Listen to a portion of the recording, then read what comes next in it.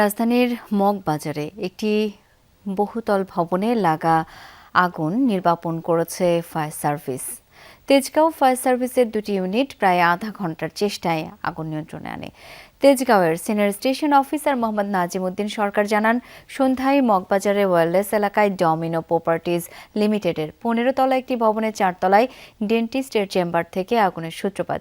আগুনে কেউ হতাহত না হলেও ক্ষয়ক্ষতির পরিমাণ জানাতে পারেনি ফায়ার সার্ভিস।